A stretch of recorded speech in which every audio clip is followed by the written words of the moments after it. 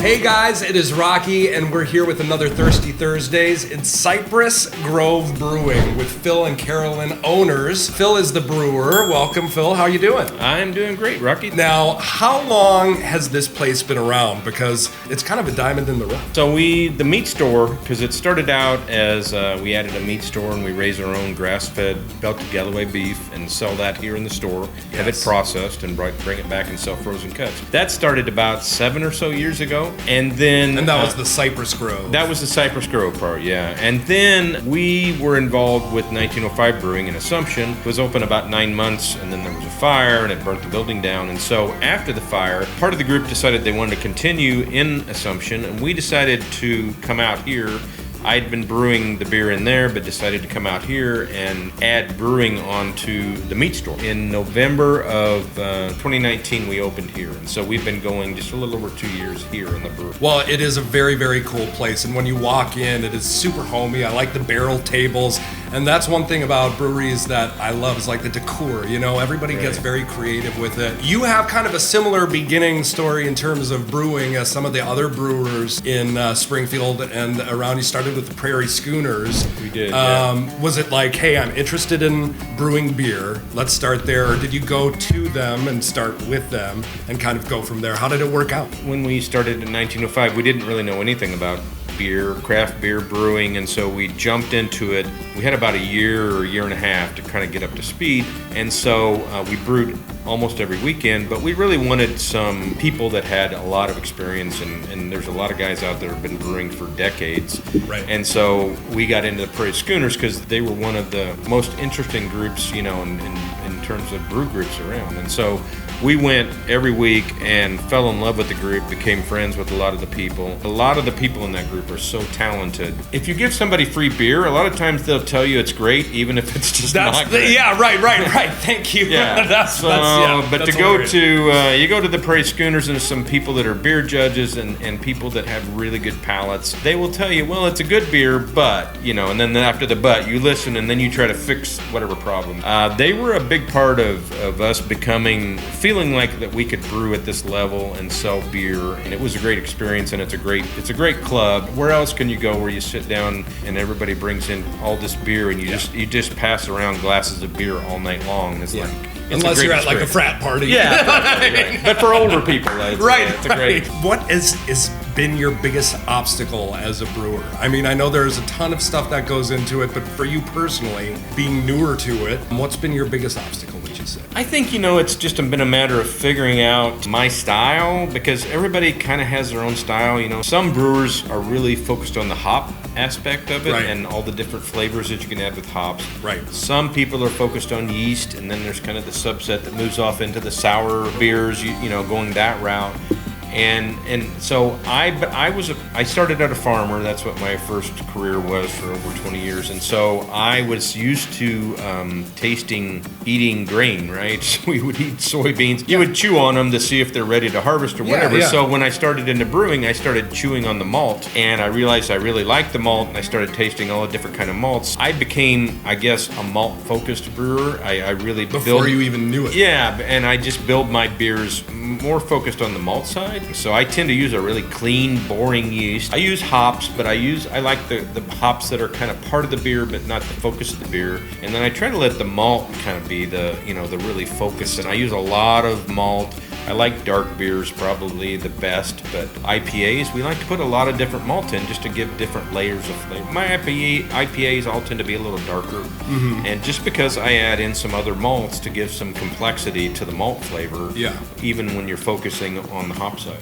Now you have how many beers currently on tap? We have 10 beers on tap, and then we also, like at the end of a beer run, we tend to can it off. We have all of our beers in cans. When we're open, you come in and we have all the beers you can take home. We Crowler them. We just have a single unit Crowler machine, and we Crowler up beers so that when you're done drinking here, or if you don't have time to stay, you can come in and pick up all the beers. 10 beers are on tap, always are in our cooler. Tell us about the Crowler, because I feel like is that a newer thing in the beer industry? Everybody was talking about growlers, and then now I hear Crowler. Right. Explain that to me. So a growler, as you know, is like a 64-ounce Like the big glass. bottle. Yeah, and a howler is a 32-ounce. So it's the same thing, but a half size. So that's a howler. And then Still in the glass In the bottle. glass. But then a crowler is a can. Crowlers can vary in size, and so the crowlers can be 32 ounces. What we do is we do actually pint cans. They actually last a long time. Growler, there's always the risk that maybe there's going to be some leakage at the cap. Yeah. When you put it on. Whereas Yeah. a crowler is seamed just like any other can. I am having the Irish Red Ale. It's a beautiful color. It drinks really, really well. I like ales a lot. But you guys have such a great variety of beers. Take us through some Can I of your run through most... them? Yeah, Sure. run through them and some of the most popular ones. Sure. We swing to the dark side on the winter, and then we go to the lighter side in the summer. Yeah. And the summer, we're going to be having a lot more fruit beers and all that because it's just when people are out here and it's hot, It's light. that's what people want. In March, we'll be starting to get ready to pout more lighter beers. So we've got a Lucy Lou, which is a really nice chocolate porter. A Belty wine, which is a first beer for us. We did a barley wine. Hello Darkness is a dark IPA, a black IPA. It's got some hop character. Our Belty Maple Barreled Stout, that's actually what's in here, and that's what I'm drinking. This is a barrel-aged Irish strong stout. It's like a 12.3, and it's a really nice drinking beer. It was aged in a maple syrup barrel that it also had bourbon in it. I like that character. Yeah. It's a fun thing to do. Bruce Guys is our entry beer. It's our blonde ale. It's really clean. Drinks like a lager really, but it is an ale. And Irish Daughters is what you're drinking. And then One and Done is our big One and done. Why One is and it done. called one and done? High Yeah. alcohol percentage? high alcohol. Yeah. Most of our beers tend to be on the high alcohol side. It's what people want to drink, and it's what we like brewing. And so yeah, we sell fewer of them, but they're just.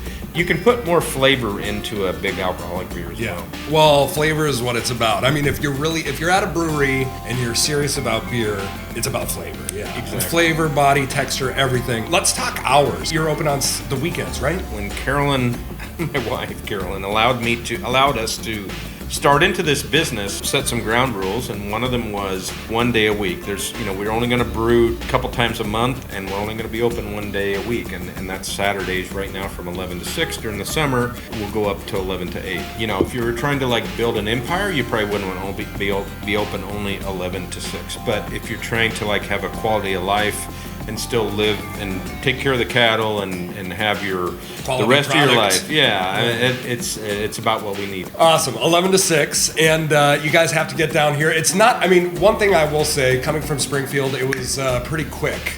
So, it's a little bit of a drive, but it's nothing crazy. So let's talk food. You have the steaks, which are phenomenal. They look really, really great in the freezer behind you, but you also have pork items as well. We do. We buy from local farmers and then have them processed. We buy the live hog and take them to our processor of choice. And so we do have and there's a lot of favorite cuts there, pork burgers, brats, and then we also do pork.